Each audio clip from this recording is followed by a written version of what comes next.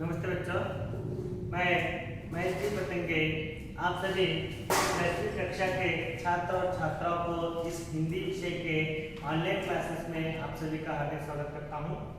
बच्चों, हम पाठ 7 पढ़ रहे थे पिछली कक्षा में, भाग 1 भाग 2, जिसका शीर्षक है तुलसी के दोहे। गोस्वामी तुलसीदास से रचित दोहों को हम जान रहे थे।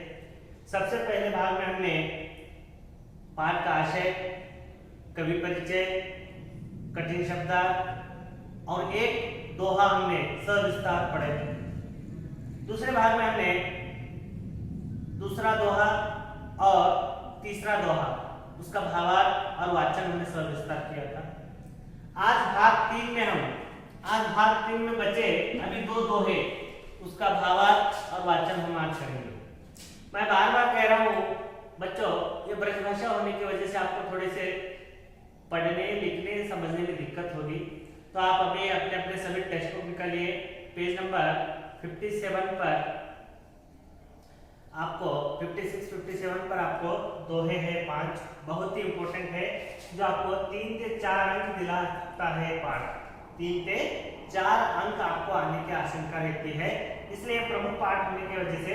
और आपको 5 दोहे कंठस्थ करने हैं, 5 दोहों को बोलने आना चाहिए और उसके साथ साथ 5 दोहे के भावार्थ आपको लिखने आने चाहिए, तो तब जाकर आप 3 से 4 अंक इस पर प्राप्त कर सकते हैं। तो इसलिए मैं दोहा बार बार पढ़कर सुना रहा हूँ, फिर आज एक बार आपको दोहे पढ़कर सुनाऊंगा, तो आपको कोई दिक्कत ना हो पढ़ने में। देखो बच्चों, पुस्तक में यहाँ पर मैं पढ़ रहा हूँ। पहला दोहा है, मुखिया सोच जाइए खान पान को एक, पाले पोसे सकलंग तुलसी सहित विवेक। दूसरा दोहा है बच्चों, जड़ चेतन गुण दोष में विश्व कीन करता, समत हंस गुण गहिए भय परिहरि वारिका। बच्चों, तीसरा दोहा है, दया धर्म का मूल है, पाप मूल अभिमान, तुलसी दया छाड़िए जब लग घट में प्राण। चौथा दोहा है, तुलसी साथी विपत्ति के, विद्या विनय विवेक, साहस सुकृति सुसत्य व्रत राम भरोसो एक। चौथा दोहा, 5वां दोहा है बच्चों, राम नाम मणि दीप धरु, जी हदे हरि द्वार, तुलसी भीतर बाहिरो जो चाहसी उजियार। ये 5 दोहों का आपको कंठस्थ करना है। 3 दोहों का हमने भावार्थ पहले दोहे में मुख और मुखिया का बता रहा है, दूसरे दोहे में इस संसार में बुरे लोग भी है, अच्छे लोग भी है, तो संत कैसे होना चाहिए, हम पक्षी की तरह होना चाहिए बोलकर दूसरे दोहे में बताया। तीसरे दोहे में दया धर्म का मूल होना चाहिए, पाप अभिमान का मूल है, तो जब तक शरीर में प्राण है मनुष्य दयावान बनना चाहिए। 3 दोहों को जान चुके हैं। आज हम चौथा दोहा जानेंगे। यहाँ पर मैं पढ़ रहा हूँ और उसके शब्दार्थ बता देता हूँ, आप वहां पर अपने नोटबुक में नोट कर लीजिए। तुलसी साथी विपत्ति के, विद्या विनय विवेक, साहस सुकृति सुसत्य व्रत राम भरोसो एक। तो मतलब इसका, साथी का मतलब मित्र बच्चों, दोस्त। साथी का मतलब दोस्त या मित्र होता है। विपत्ति का मतलब होता है संकट, विपदा। हम पर कभी भी मुसीबत आ सकती है, संकट, विपदा, मुसीबत जो भी लिख सकते हैं। विद्या का मतलब एजुकेशन, शिक्षण आपने जो पाया है। विनय का मतलब नम्रता और विवेक का मतलब बुद्धि, विवेक का मतलब बुद्धिमान। साहस का मतलब धैर्यवान, साहस का मतलब धैर्यशाली या शक्तिशाली भी हो सकता है। सुकृति यानी अच्छे कर्म करने वाला, सुकृति यानी अच्छे कर्म या अच्छे कार्य करने वाला।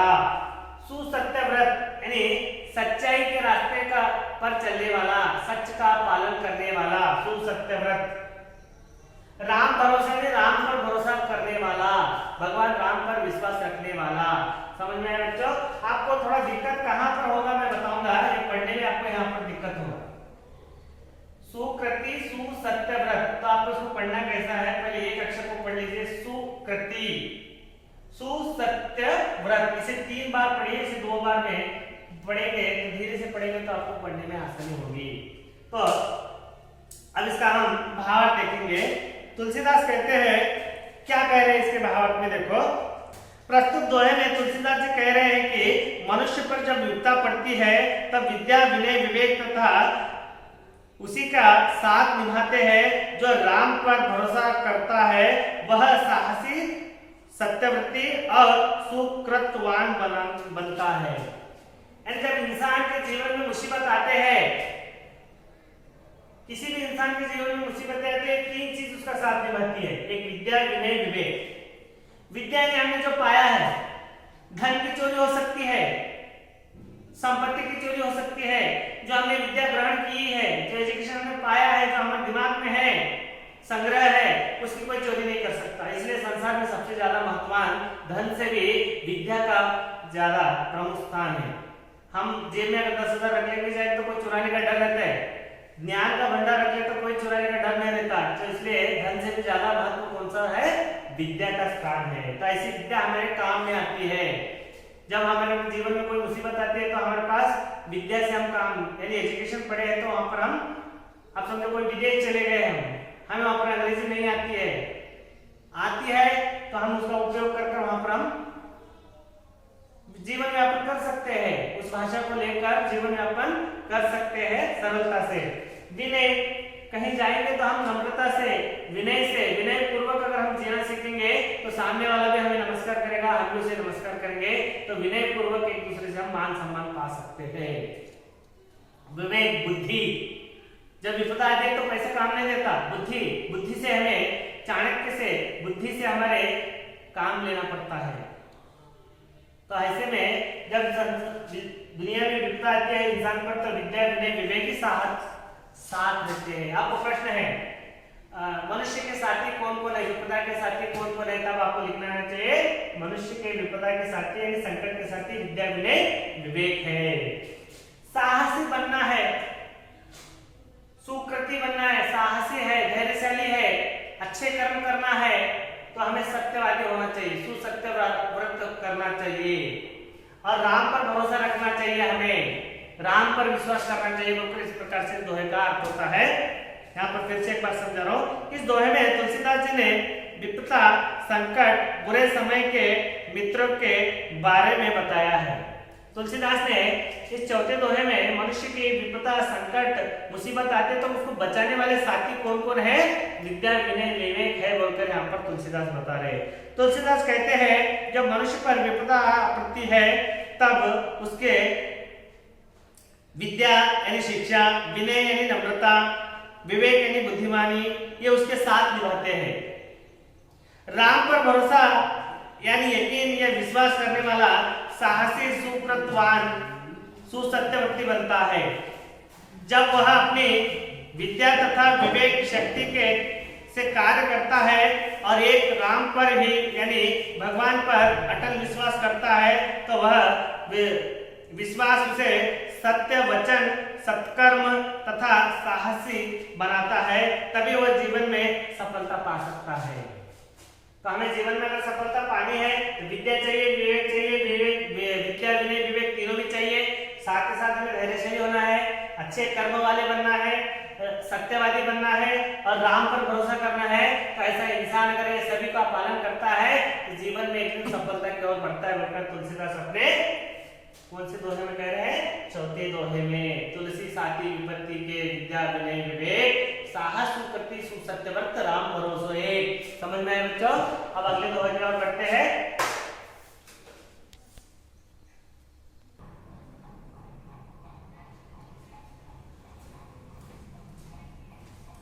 तो बच्चों अब तक हमने 4 दोहों का भावार्थ और वाचन सविस्तार जान चुके हैं। अब तुलसीदास के दोहे में अंतिम दोहा जो क्या संदेश हमें देता है उसे देखेंगे। तो एक बार मैं वाचन कर रहा हूं। राम राम मन दीप धरु जी हरे हरि द्वार, तुलसी भीतर बाहिरो जो चाहसी उजियार। राम नाम मन दीप धरु जी हरे हरि द्वार, तुलसी भीतर बाहिरो जो चाहसी उजियार। तो यहाँ पर तुलसीदास क्या कहना चाहते हैं, पहले शब्दार्थों को जान लो। यहाँ पर शब्दार्थों में राम नाम है, राम का नाम लेना। मणि का मतलब रूपी, मणि का मतलब रूपी जैसा है, रूपी या जैसा। दोनों में आप लिख सकते हैं, रूपी या जैसा। दीप का मतलब दीपक, दिया।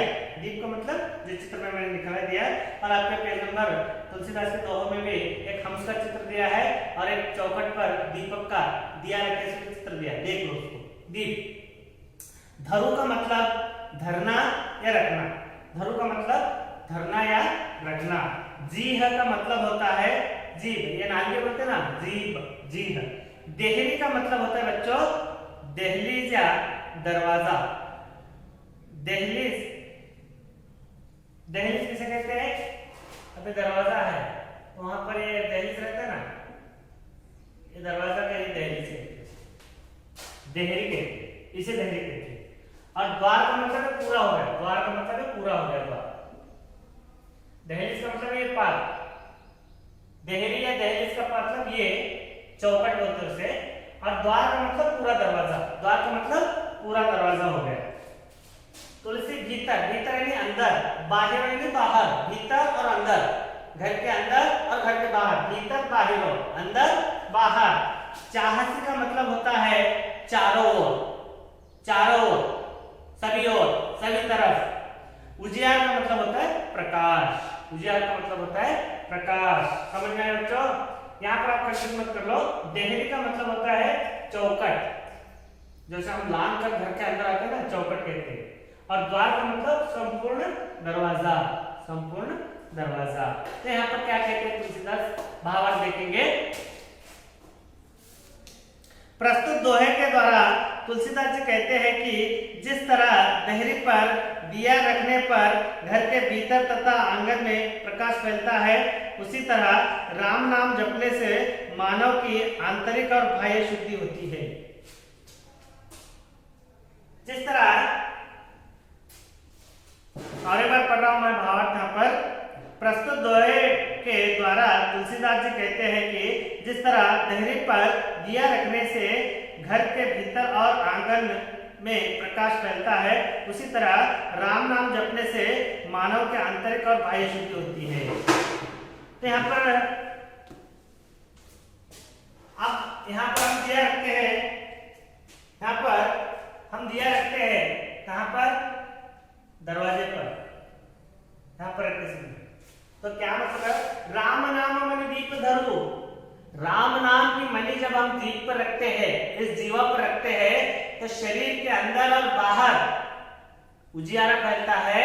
जैसे एक दिया हम चौखट पर रख देते हैं अंधेरे के समय में, तो घर के अंदर भी उजाला गिरता है, घर के बाहर भी उजाला गिरता है। घर के अंदर भी प्रकाश होता है, घर के बाहर भी प्रकाश फैलता है। उसी प्रकार राम नाम का जपने से, राम नाम के जपने से इंसान के अंदर और बाहर दोनों भी, आंतरिक और बाह्य दोनों भी शुद्धि हो जाती है। बोलकर यहाँ पर तुलसीदास जी अपने दोहे में बता रहे हैं, अंतरंग और बाह्य रंग, अंतरंग और बाह्य रंग दोनों भी शुद्ध हो जाते हैं। तो यहाँ पर बताते हैं, तुलसीदास जी कहते हैं जिस तरह देहरी पर दिया रखने से घर के भीतर तथा आंगन में प्रकाश फैलता है। एक दिया हम चौखट पर रख देते हैं अंधेरे के समय में, तो घर के अंदर भी उजाला गिरता है, घर के बाहर भी उजाला गिरता है। तो उसी प्रकार राम नाम का जपने से क्या होता है? देखो, तुलसीदास जी कहते हैं कि जिस तरह देहरी पर दिया रखने से घर के भीतर तथा आंगन में प्रकाश फैलता है, उसी तरह राम नाम जपने से मनुष्य की आंतरिक और बाह्य शुद्धि होती है। तो इस राम के नाम को, भगवान राम के नाम को अगर हम जपते हैं, स्मरण करते हैं, याद करते हैं, तो हमारे अंदर की शुद्धि हो जाती है। शरीर के अंदर की शुद्धि होती है, शरीर के बाहर की शुद्धि, अंतरंग और बाह्य रंग बोलकर दोनों रहते हैं, उसकी शुद्धि हो जाती है। जिस तरह एक दिए को हम चौखट पर रखने से घर के आंगन में भी उजाला गिरता है और घर के अंदर भी उजाला गिरता है, उस दिए की तरह। तो राम नाम को किससे तुलना की गई है? दीप से तुलना की गई है, यानी जी को और देहरी से तुलना की गई है। हाँ, जी है और देहरी से तुलना, दीप से तुलना की गई है। यहाँ पर और आगे कहते देखो, अर्थात लौकिक परलौकिक ज्ञान चाहता है तो उसे मुख रूपी द्वार पर जीव रूपी देहरी अर्थात जीवा पर राम नाम रूपी मणि का दीपक रखना होगा। अर्थात जीव के द्वारा अखंड रूप से श्री राम नाम का जप करना चाहिए। तो समझ में आ रहा है बच्चों क्या कह रहे हैं यहाँ पर तुलसीदास जी कह रहे हैं अगर हमारा आंतरिक मन और बाह्य मन दोनों भी शुद्ध होना है तो हमें राम नाम का जाप करना चाहिए। उदाहरण कैसे दे रहे हो, एक चौखट पर अगर दिया हम रख देते हैं अंधेरे में तो घर के अंदर भी उजाला गिरता है, घर के बाहर भी उजाला गिरता है। तो उस प्रकार मनुष्य के जीव पर, इस जीवा रूपी चौखट पर राम नाम का जप करते हैं तो मन के अंदर और मन के बाहर दोनों भी शुद्ध हो सकता है। इंसान बाहर एक अंदर एक नहीं, दोनों रूप में एक ही हो सकता है बोलकर यहाँ पर तुलसीदास अपने दोहे में प्रस्तुत कर रहे हैं। तो ये पांचों दोहों के भावार्थ सविस्तार मैंने समझाने का प्रयत्न आपको किया है। आशा करता हूँ ये सभी दोहे आपको समझ में आए होंगे। फिर से कह रहा हूँ ये बहुत ही इंपॉर्टेंट पार्ट रहने से आप भी घर में इन दोहों को दो बार लिखकर और दो बार पढ़कर इसे कंठस्थ करने का काम अवश्य करेंगे। और कोई दिक्कत रहे तो जरूर उनसे पूछ सकते हैं। तो यहाँ पर कुछ प्रश्नों को हम एक अंक के प्रश्नों को हम इस पर कौन से प्रश्न पूछे जा सकते हैं। तो आपको एग्जाम में क्या करता है, दोहा देता है, राम नाम मन दीप धरो जी हरे हरि द्वार तुलसी भीतर बाहर जो चाहे उजियार। दोहा देकर इसका भावार्थ अपने शब्दों में लिखना है। तो तब आपको ऐसे लिखना है, प्रस्तुत दोहे को तुलसीदास जी से रचित है। गोस्वामी तुलसीदास ने इस दोहे को रचना की है और उसमें इस दोहे में बता रहे हैं भावार्थ में कि मनुष्य के आंतरिक और बाह्य शुद्धि चाहता है तो हमें राम नाम का जप करना चाहिए। जैसे देहरी पर दिया रखने से घर के अंदर और घर के बाहर उजाला गिरता है, उसी प्रकार मनुष्य के जीव पर राम नाम जपने से घर के मन के अंदर और मन के बाहर भी शुद्धि होती है बोलकर तुलसीदास जी कह रहे हैं। बोलकर आप यहाँ पर दोहे को अपने शब्दों में लिखना आपको आना चाहिए। और इसके अलावा और आपको प्रश्न पूछने की संभावना रहती है। तुलसीदास जी यहाँ पर मैंने 5 प्रश्नों का चर्चा मैंने पिछले कक्षा में की है 1 अंक के। अब छठा प्रश्न पूछ रहा क्या है, छठा प्रश्न 1 अंक में, तुलसीदास जी किस शाखा के कवि माने जाते हैं। तुलसीदास जी राम भक्ति शाखा के कवि माने जाते हैं। तुलसीदास जी कौन से राम भक्त शाखा के कवि माने जाते हैं। 7वां प्रश्न है बच्चों, तुलसीदास जी के माता पिता का नाम क्या था। तुलसीदास जी के माता पिता का नाम क्या था। तुलसीदास जी के माता का नाम हुंसी और पिता का नाम आत्माराम था। क्या था, माता का नाम हुंसी और पिता का नाम आत्माराम था।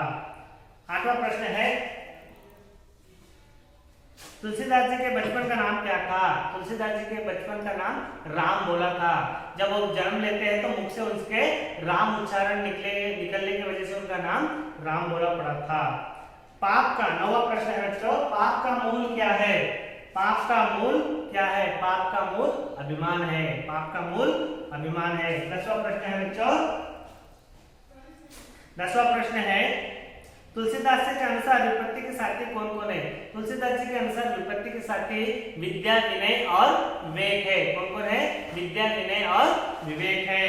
यहाँ पर 1 अंक के खत्म हो गए तो 2 अंक या 3 अंक के लिए पूछे जाने वाले प्रश्न कौन से है।